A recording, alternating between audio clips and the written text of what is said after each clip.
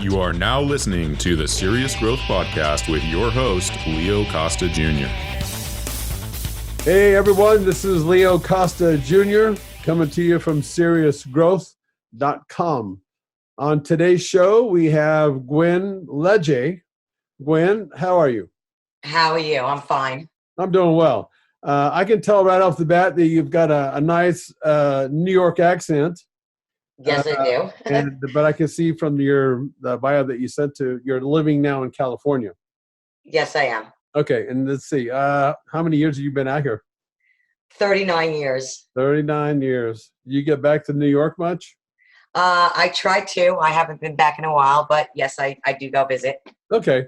So getting into this, our interview, I see here where you're a business leader with natural instinct for successful product design innovation. So my question is, what exactly does that mean? Well, I design and create the products for the boxing industry. Okay. So boxing gloves, boxing shorts, and all equipment I design and create. Okay. And for boxing, does that include like MMA and UFC and all those boxing gloves? Because I don't know what the difference really is, to be honest. Yes, MMA too. I do MMA gloves also. Okay. And then it says that your sales, marketing, and development of diversified business strategies. Okay. So just give me a little bit of background as to what that means. I mean, it seems like I understand that, but just for the viewing or the people that are listening, what does that mean? Well, what I do is for the boxing industry, I go out and seek boxers that are well known to get my product on them, to get my name out there. Gotcha. Okay, so right here is, as I mentioned to you at the top of the show, I like to talk to people that come from different walks of life, even though we have something similar here, and that you're in boxing, which is a physical sport. But here's what I've learned from my own training, okay? And let me just see how you handle this, how you address this.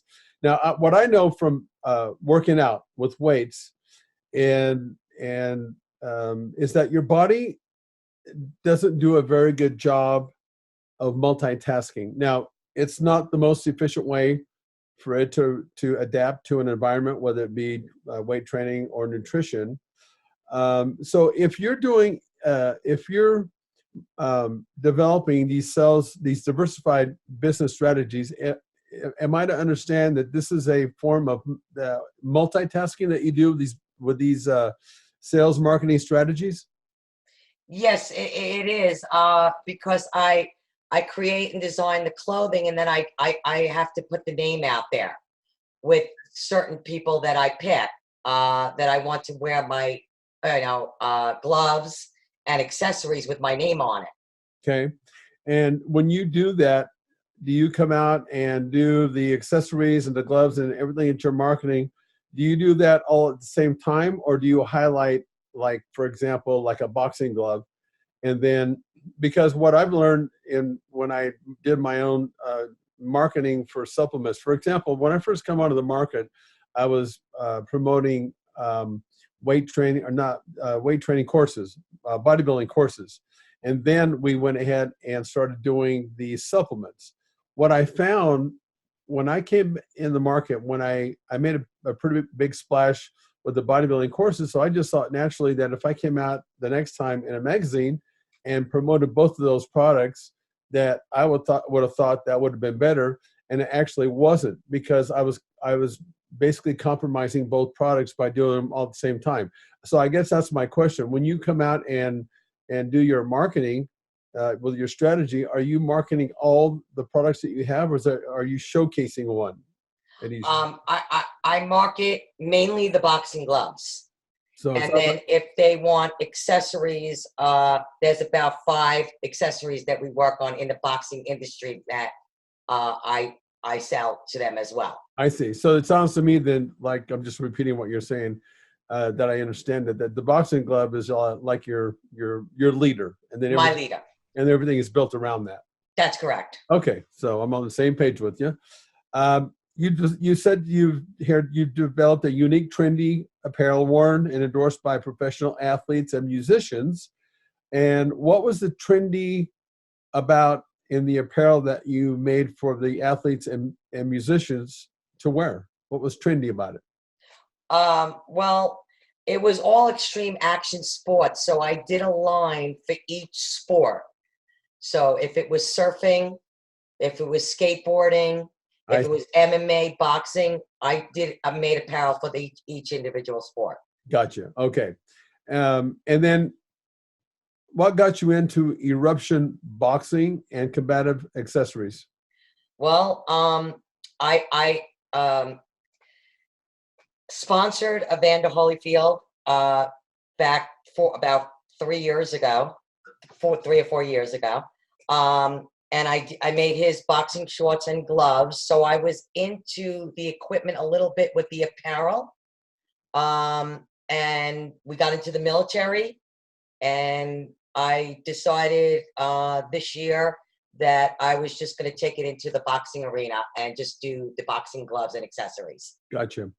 Why has boxing become a passion? Or I assume I get the sense that it's your passion now. So why boxing? I'm just networked with a lot of people that I know in the boxing industry. Okay. And so right there hooked up with a lot of people that I know. So it was very easy for me. Okay. So easy way in. Is it all forms of boxing, or do you mainly stay with traditional? I'm calling traditional boxing, just like the guys that Evander Holyfield for me is more traditional boxing, because that's how I make the distinction between them and then the MMA fighters. So is it all forms of boxing, or again, like all forms, bare knuckle boxing, MMA, because I do make accessories for both. Got it. Okay. And then you said that eruption boxing making a name in sweet science. I don't understand what that means. What does that term sweet science mean? Is that something special? It's just a fancy word. Sweet science. That okay. I wasn't sure if we're on the target for sweet science. Okay. It was something I didn't quite understand. Why will this be the next biggest name in boxing? And I'm assuming that when you say this will be the next biggest name, are we talking about eruption boxing? Eruption boxing. And why will that be the biggest name? I'm just curious to know. Well, I'm targeting towards getting my name in the spotlight on TV with big boxers, pro boxers, I should say. Yeah. And I want everybody to know that I make the best glove, customize the best glove to each boxer of what they want, and also private label for companies. Okay. So gyms, academies, promoters, promotions, and so on. Sounds like you got a pretty big universe there.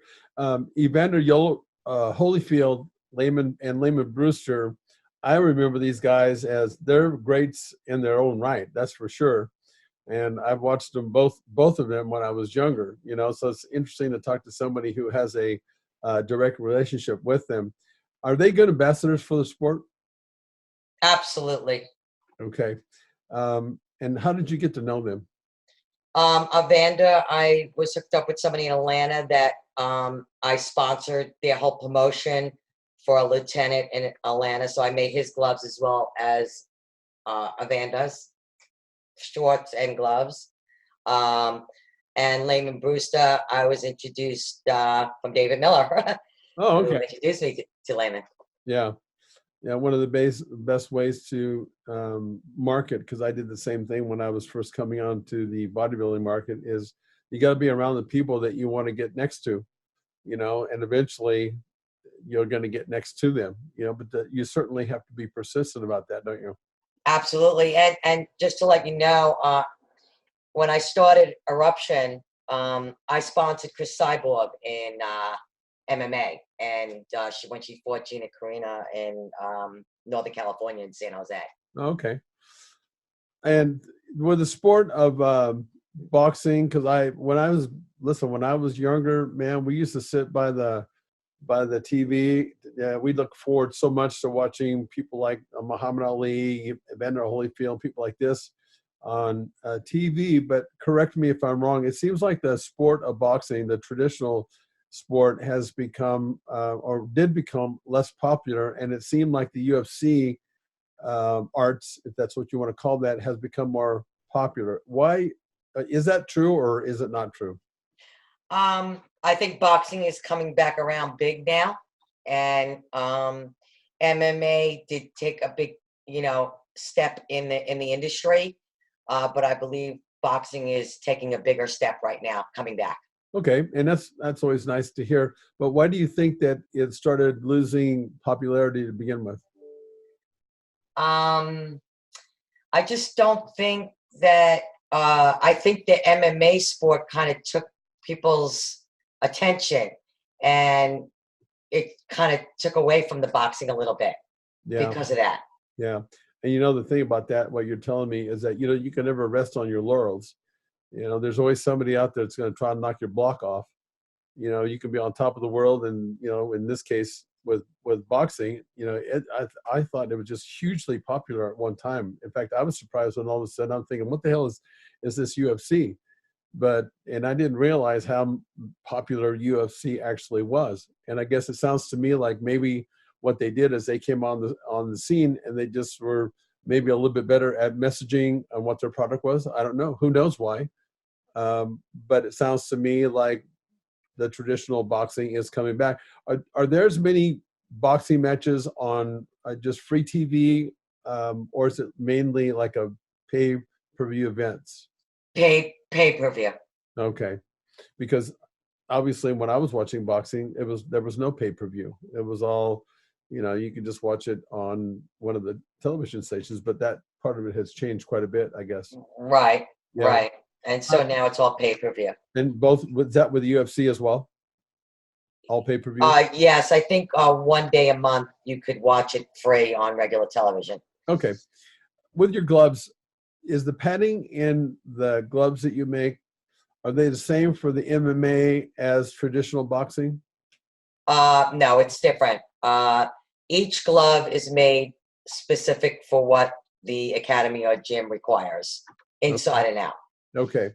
And so for the people that are, okay, so what are the various weights of gloves? And if there's too many, maybe. 8 ounce to 16 ounce is usually the standard. Although I did make a 23 ounce for the military in Germany. And so you said 8 ounces to 8, 10, 12, 14, 16 is usually the standard. Okay, so if that's a standard, I mean, when I hear you tell me standard, I'm thinking, okay, the standard would be one particular. Well, 16 ounce is the sparring. Okay. And training gloves, and the competition gloves are usually 8 or 10 ounce, depending on the fighter, for the competition fight. So do both fighters have to agree on a weight, or how does that? Is it? Yes. It's all the commission first looks at the gloves and make sure they're okay, and yes, they go with 8 ounce or 10 ounce. What if both fighters can't get together on a weight that they want? Let's say I want 10 and they want 8. Who makes is there a referee that says, or the commission that says? The commission. Oh, the really? Commission for that particular fighter, yes. I got you. Yeah. Huh. Interesting. Back in the, I don't know, do gloves still have thumbs in them? Yes. They do. And have they wanted to go away from that to a thumbless glove because of injuries?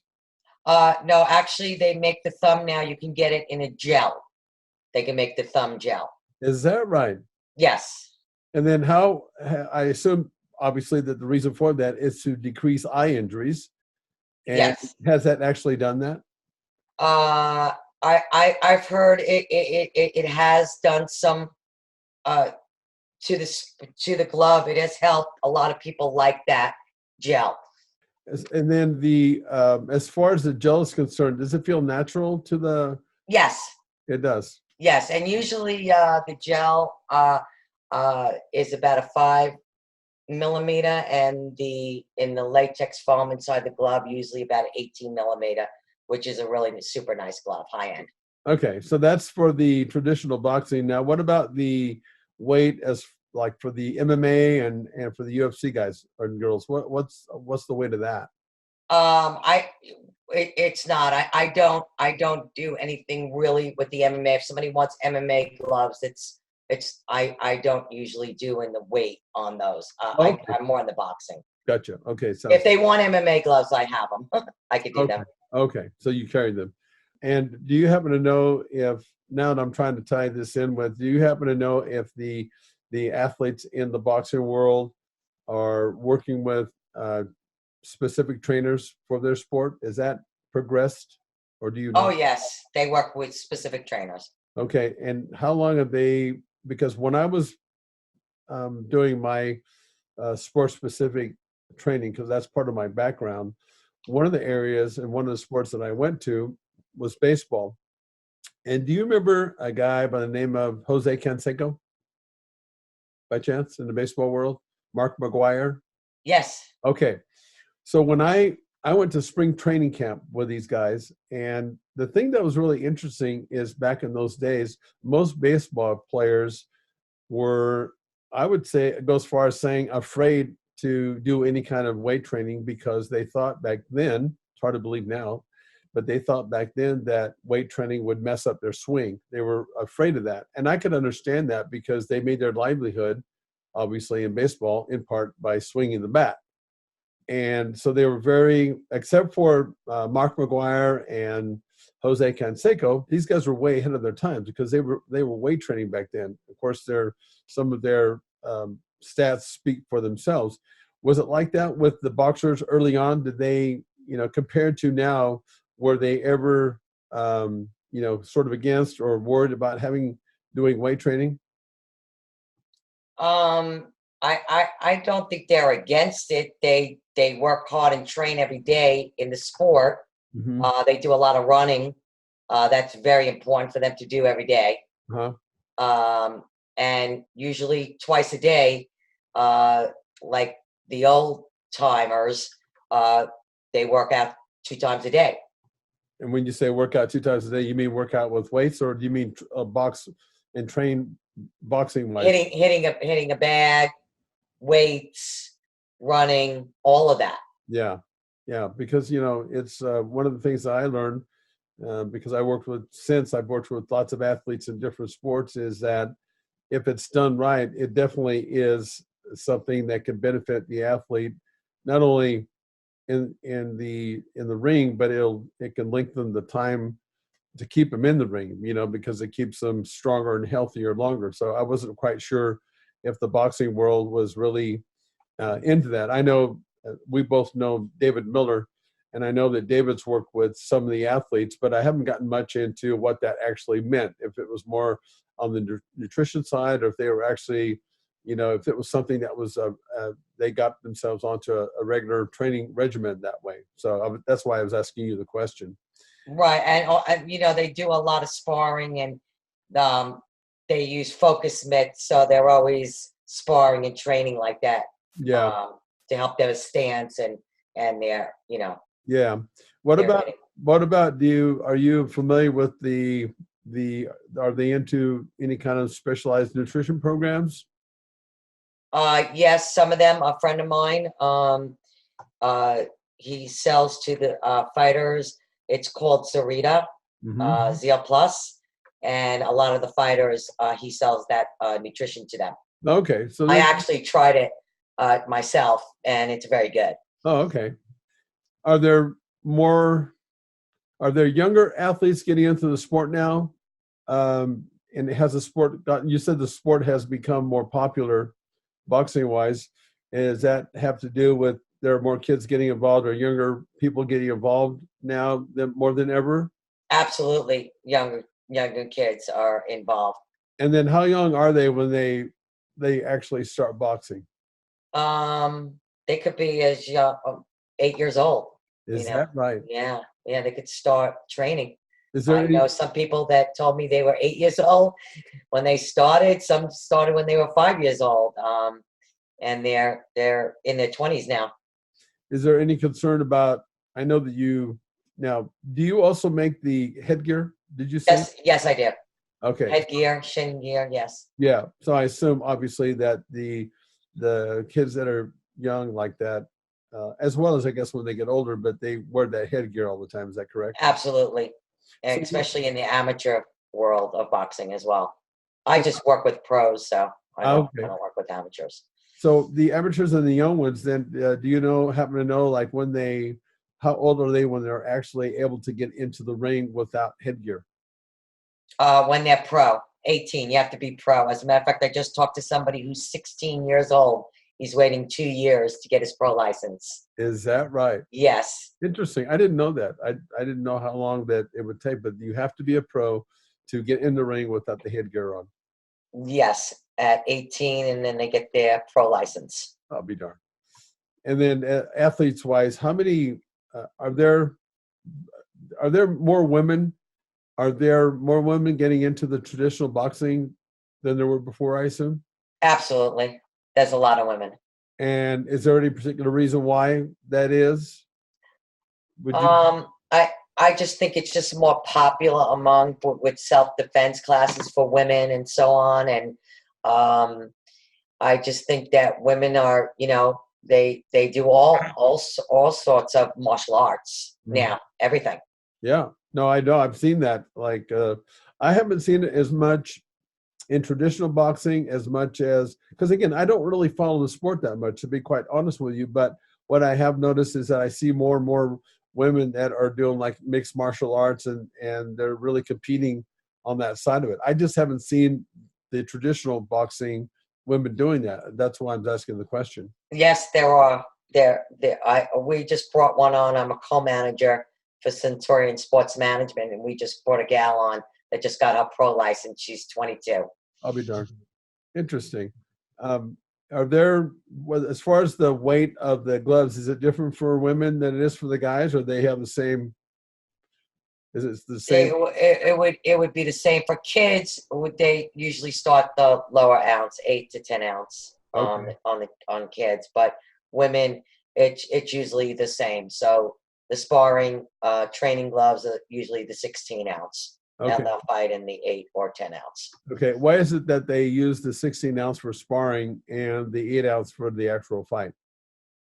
The 16 ounce, they feel that the ounce size for sparring, they want that little bit more power in there, and the 8 to 10 ounce for the competition, they lower the ounce. Okay. So, because I would think that I'm wondering why. So I'm thinking, okay, maybe they're doing that because I would think that the 8 and 10 ounce glove, you'll feel that more on your chin as opposed to the 16 ounce glove. Would that be accurate? Yeah, because there's more padding in the 16 ounce. Okay. And then my other thought would be, well, maybe they're using the 16 ounce glove because it's heavier, and it's, the more that you're punching with that glove, I would just think that when you put the other gloves on, they feel like they're really light. They're light, yes. The weight size is lighter. So is that part of the reason? That's part of the reason why they do that? Yes. Okay. I was curious about that. And then, are the length of the rounds the same for females as well as the men? Yes. Okay. Does that ever change? Like when they're younger, is it always just the same, pretty standard that way? Well, yeah, it could. It actually, it's either an 8, 10, or 12 round. Could be 4 rounds too. So there's no number to that. Okay. And is judging the same for both? Yes, male and female. Okay. And would you say that traditional boxing now, is it more popular in the USA compared to like internationally? I'd say it's popular all over. So it's not more popular in Europe than it is in the USA. No, it's all over internationally. Okay.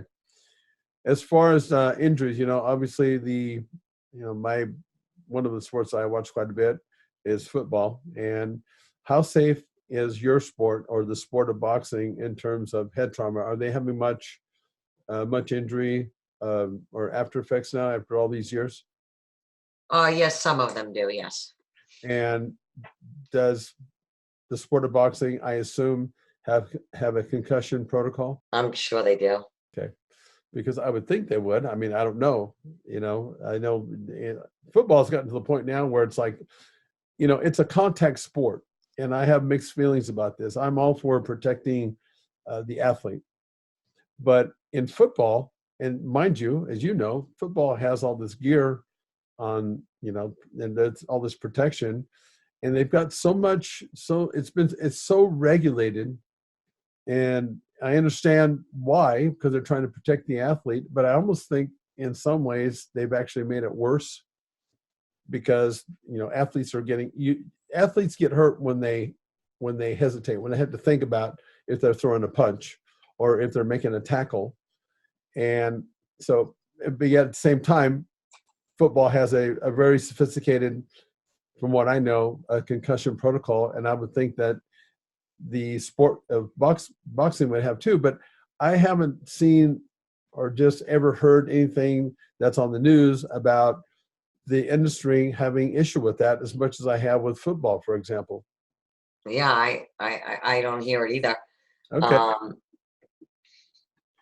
And then the other thing that has happened in the world of football, baseball, all the sports now is this video review. Has boxing, or do you know, has boxing gone into that area? As what? Say that again. Video review. So they're reviewing, like, for example, if a guy or a gal does like a low blow, is it all subjective or is it all based on what the referee is seeing? Do they have like a panel of people that are watching this to review it, to make that call? Yeah, there's a panel of judges. But it's not something where they stop the fight to take a look at it? Sometimes they do, if you see that on TV. Yeah, because that's something that's also been kind of an annoyance in the industry in football. It's like now it's like every time you turn around, there's a flag thrown or a foul committed, and they have to stop the game and they have to go to this video review. It's a little bit annoying from watching this as a spectator. Sometimes it's actually hard to watch. I didn't know if that was that was happening in the boxing world. And they have judges there too, so they usually have all the panel there. Yeah, watching everything. So where do you see the sport going now to make it even more popular? People like Eruption that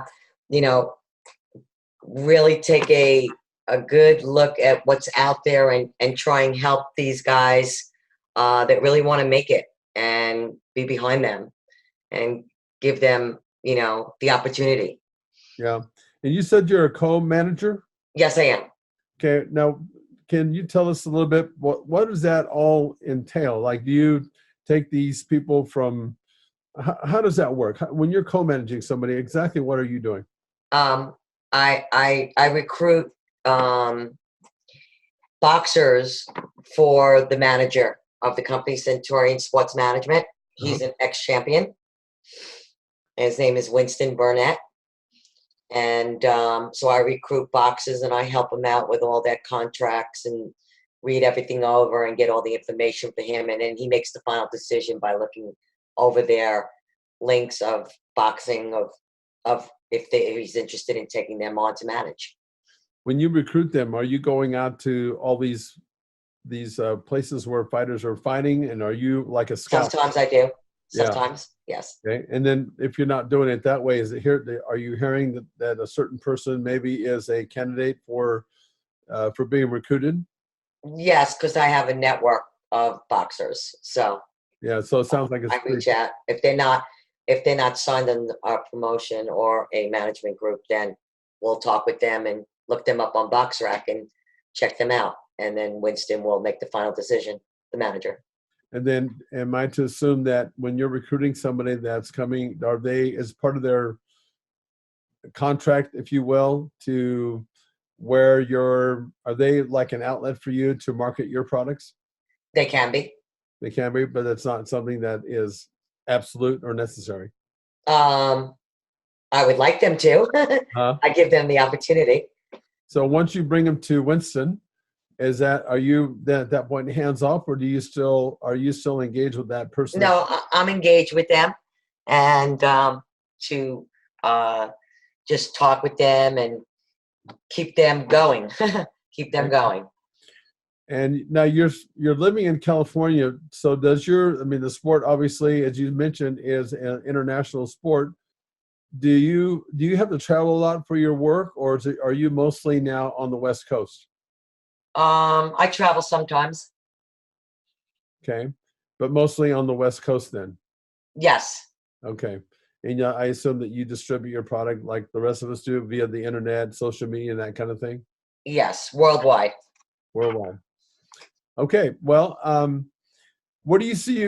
I know you want to make this a more popular sport, but do you see yourself co-managing more people, or are you going to stay more specific to your area and what you do with promoting boxing gloves and accessories?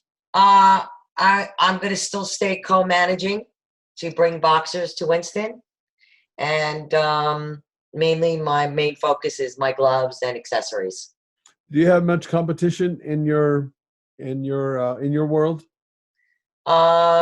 Yes, there is some.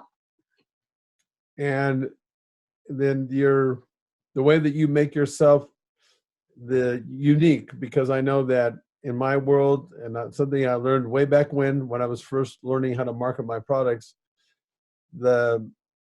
the person, his name is Jay Abraham, and he was considered a marketing guru, still out there doing that. One of the first things that he said was, you have to understand what makes you unique, and you have to know what makes you unique in 25 words or less. Are you just pretty much marketing your product based on instinct, or do you have a certain way that you do that? Well, I private label for gyms and academies. I'm very hands-on with my customers.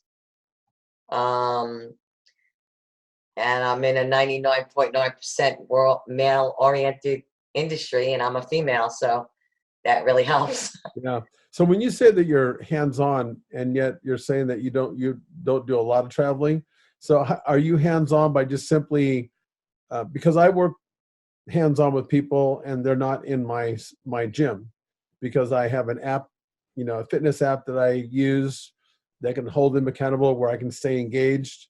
How do you stay engaged with all these people if you're not? Because I would think that this would be that's really crazy for you to do all this traveling, but it doesn't sound like it is, and yet you're able to stay engaged and maintain this connection, which I applaud you. But how do you do that? Well, I visit the people in Los Angeles, so I'm hands-on. I go to their gyms and academies, and I'm hands-on that way with them. Is most of when you're talking about Los Angeles, is it more popular, the boxing, is it more popular like in Southern California, Los Angeles, compared to like San Francisco? Well, I deal with a lot of gyms in Los Angeles, so I'm close to them because I'm located in Orange County. Uh-huh. So I visit them and I see them in person. That's the best way. When somebody comes to you and wants a private label, I mean, I would assume, what does that mean exactly? Do they put their own name on your glove? Their own name, but my name is somewhere on the glove if it is private label. So, and also I co-brand, so my name could be showing up a little bit more, and then a lot of people take my own brand. it's a good way to leverage. I call that leverage marketing. That's a smart way to do that. Absolutely. Yeah.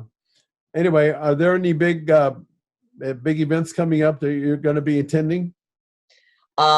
Yes, there is. I'm going to be making competition gloves for 2 Golden Boy fighters coming up. One is December 14th, Herbert Asencio. He's with Golden Boy. And Victor Ortiz, their fight to be announced. I'll be making their gloves. Victor Ortiz, that sounds pretty familiar. He's been around for a while, is that right? Or there was an Ortiz? Yeah, yes, he fought Mayweather. Same one. Yes, Victor Ortiz. Okay, He's the boxer. Yeah. And how old a guy is he now? Victor believes in his middle 20s. I'm just I'm waiting to talk with him closer. I just received his logo, so. Wow. And how about Evander and Layman? Layman's going to actually come on the show one of these times, but what exactly is, I know you said they're good ambassadors to the sport, but what exactly are Evander and Layman doing in the industry now? Well, Evander's son, he's working with him. He just became pro last week at the Canelo fight. And Layman has promotion, and he is he works with a lot of boxers, gym training them in gyms, Okay. training them. So sounds like he's a personal trainer, like a coach for these. Right, Is that right. And then he also has his own promotion company. okay? Are there people in your industry that are doing? In my industry, one of the ways that we got the message out as far as what was the best way or what was the latest and greatest way to train or eat was we went out and we did a lot of seminars in the industry. Is that any of that happening with your fighters? I think they just do their own separate training on their own. Okay. Yeah. And how hard is it to get into the industry where you can actually make a living at it? I mean, in bodybuilding, if you're the top 3 as a pro or maybe top 5, I mean, other than that, man, it's pretty difficult to make a full-time living as a bodybuilder, and that's the reason why they sell supplements and do other things. So how are these boxers making a living? Maybe it's a big enough sport to where a lot of them can exist, but you know, are guys really making a lot of money that are in the lower levels of boxing? No, they have to also supplement their income and do other jobs as well. So they have like a second job then. Second, yes. And is it mostly in the industry, or are they just taking whatever job that they can do to exist? Are there other opportunities in the industry? Like I said, we were doing seminars, you know, to make extra money. Well, yes, they just take on other jobs so they can, you know, support their families and so on. Okay. Or just anything that they can do to supplement it. I understand. Is there anything that you'd like to, now that we have you on the podcast and we're going to wind this thing up, is there anything other than your boxing gloves and your accessories that you'd like to let the people know where they can get this? Yes, eruptionboxing.com, and I will be having an article written from Ringside Boxing News on me as well. Nice. Coming out. When is that coming out? It should be coming out this week or next week. This week or next week. You said Ringside? Ringside Boxing News, yes. Is that the main magazine for boxing? Yes, one of them. Okay. So I assume that they're on all the newsstands and obviously on social media. Right, online. Okay, sounds good. Well, listen, Gwen, I appreciate you coming on.